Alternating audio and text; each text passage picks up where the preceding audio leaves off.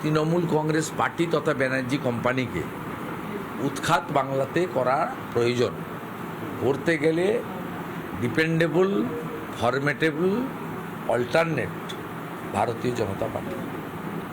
অতএব আমি প্রীত আনন্দিত যে জাতীয় ফুল ভগবান রামচন্দ্রের অকাল বোধনে 108টি যে ফুল লেগেছিল, যে ফুল ছাড়া কোনো পুজো শুভ কাজ হয় না, সেই ফুল বড় ফুল পদ্ম ফুল সনাতন সংস্কৃতির এক আদর্শ প্রতীক। তাতে বিধানসভায় নিজের ভোট নিজেকে দিয়েছি, পঞ্চায়েতে ব্যালটে ছাপ মেরেছি, আমার বুথ জিতেছে। এবারেও ভোট দিয়ে এলাম অভিজিৎ গাঙ্গুলিকে, মোদিজিকে প্রধানমন্ত্রী করার জন্য, বিকশিত ভারতের লক্ষ্যে পাক অধিগৃহীত কাশ্মীরকে ভারতে ফিরিয়ে আনার আশা নিয়ে। হিরণ চট্টোপাধ্যায়, মনে আছে রাষ্ট্রপতি নির্বাচনের সময় যখন ভোটের লাইনে দাঁড়িয়েছিলেন, হিরণ চট্টোপাধ্যায় আপনার পুরো সামনে ছিল, আপনি তার ঠিক পেছনে ছিলেন। আজকে হিরণ চট্টোপাধ্যায় যখন নিজের ভোটে লড়াই করছেন, সেই সময় দাঁড়িয়ে তাকে পুলিশি বাধা দেওয়া হচ্ছে, তার আত্মসহায়কের বাড়িতে পুলিশ যাচ্ছে, আজকে দিকে দিকে আগুন জ্বলছে হিরণ চট্টোপাধ্যায়ের কেন্দ্রে। তো এই ব্যাপারটাকে আপনি কিভাবে দেখছেন এবং টোটাল বিষয়টা কি কমিশনে জানিয়েছেন? যেখানে বসে আছেন এখানে পুলিশ এসেছিল, তারপরে আমি জাস্টিস রাজাশেখর মান্তার চেম্বারে গিয়েছিলাম, মানে এই চত্বরে পুলিশ এসেছিল, এখানেই ঢুকিয়েছিল। তো তারপরেই তো আমার ওই অর্ডারকে ভায়োলেট করে আবার কোলাঘাটে ঢুকেছিল। লড়াই কমপ্লিটলি পুলিশের সঙ্গে। মমতা ব্যানার্জির কিছু পা চাটা পুলিশ আছে, রাজীব কুমার, বিনীত গোয়েল, এইসব ছোট ছোট এসপিগুলোকে তৈরি করেছে। এদের পরিণতি কি হবে এরা জানে না। বিজেপি সরকারে আসবে, এদের পরিণতি ভয়ঙ্কর হবে।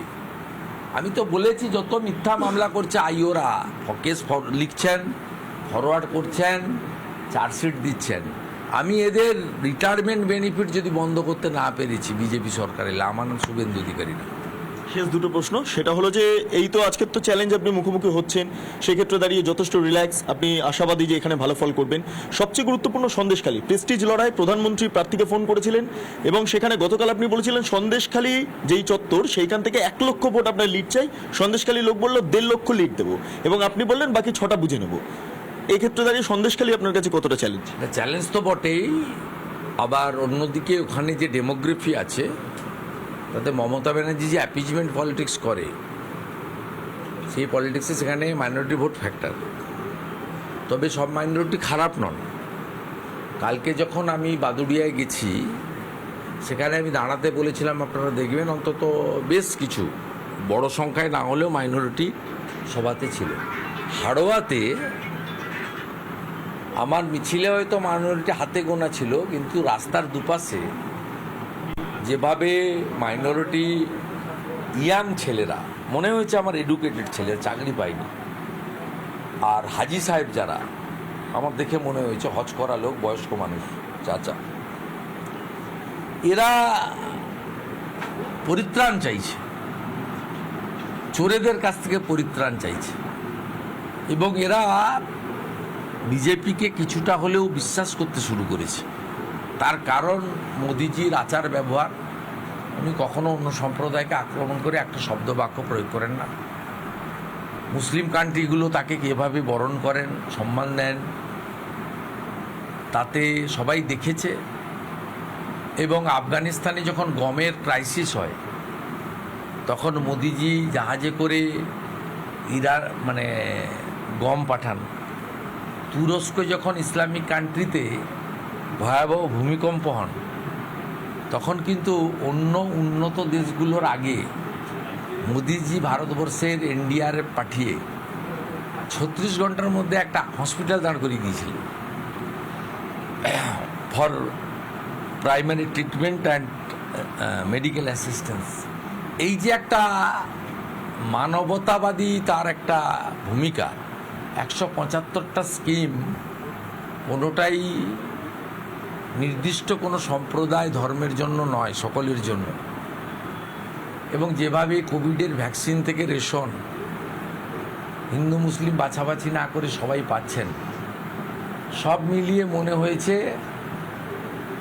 যে বিপুল সংখ্যক না হলেও বিগত দিনের তুলনায় এবারে রাষ্ট্রবাদী সংখ্যালঘুরা অনেকেই মোদিজি বা বিজেপির পক্ষে ভোটদান করবেন।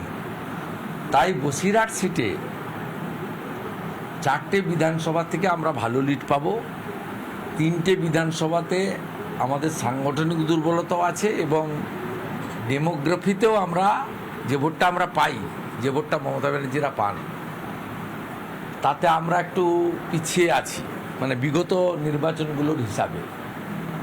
কিন্তু তার মধ্যেও অঙ্ক আছে, সেই অঙ্কের খোঁজে আমি কাজ করছি। আজকের ভোটটা মিটে গেলে, গতকাল তো সারাদিনই ওখানে দিয়েছি, আমি আলাদাভাবে দেখব। একটা গরিব বোন, শিডিউল কাস্ট পরিবার থেকে উঠে আসা, দাঁড়াতে তো চাইনি, আমরা তাকে দান করানোর প্রস্তাব দিয়েছি, দিল্লি অনুমোদন দিয়েছে। সে তো অনেকটা অসহায়, সে হেরে গেলে আমরা রাজনৈতিক লোক, আমরা স্পোর্টিংলি নিই, কিন্তু রেখা বা আন্দোলনকারী মহিলারা তারা নির্বাচনে হেরে গেলে যে মানসিক আঘাত পাবে, তারা তো বোঝে না বাদুড়িয়া কী হতে পারে, মিনাখায় কী হতে পারে, হাড়োয়ায় কী হতে পারে, হিঙ্গলগঞ্জে কী হতে পারে, বসিরহাট উত্তর দক্ষিণে কী হতে পারে। তারা তো বোঝে না যে হিন্দুরা কী ভাবছে, মুসলমানরা কী ভাবছে, বেকাররা কী ভাবছে, শ্রমিকরা কী ভাবছে, কৃষকরা কী ভাবছে, মহিলাদের মধ্যে কী মানসিকতা, সরকারি চাকরি শিক্ষকরা কী ভাবছে।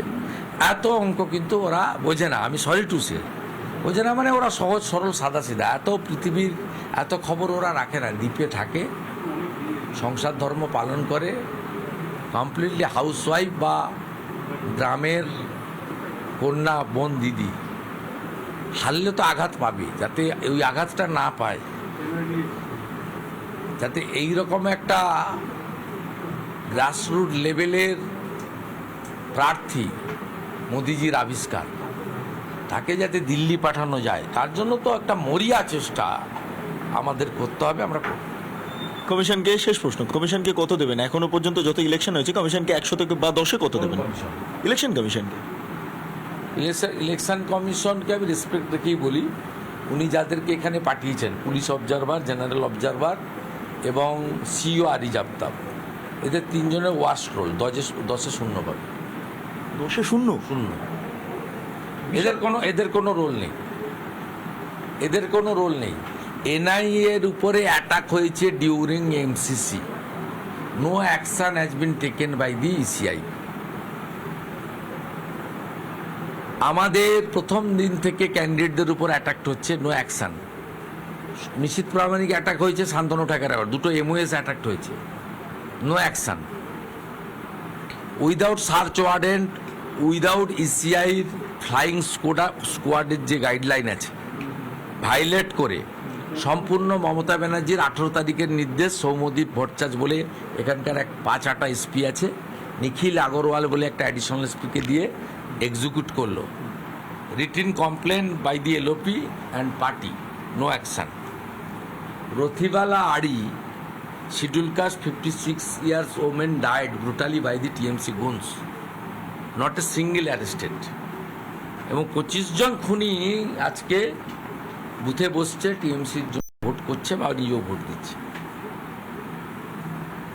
উল্টে ঘাটাল, মেদিনীপুর এবং ময়না তমলুকে 25 জন বিজেপি কার্যকর্তাকে ডেকে থানায় বসিয়ে রাখা হয়েছে, আটকানো হয়েছে।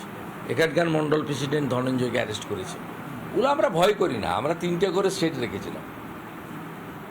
আপনাকে অ্যারেস্ট করলে আপনার ভাই দায়িত্ব নেবে, আপনার ভাইকে অ্যারেস্ট করলে আপনার স্ত্রী দায়িত্ব নেবে। আমরা তো জানি মমতা ব্যানার্জি আপনার খেলা আমি ভালো জানি, আর আপনি এই খেলাতেই শেষ হবেন, আপনি শুনে রাখুন।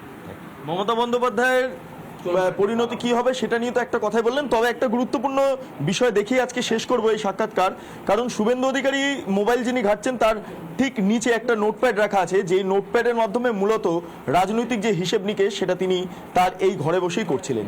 ভিডিও জার্নালিস্ট রবি শর্মার সঙ্গে বিট্টু রায়চৌধুরী, রিপাবলিক বাংলা, নন্দীগ্রাম।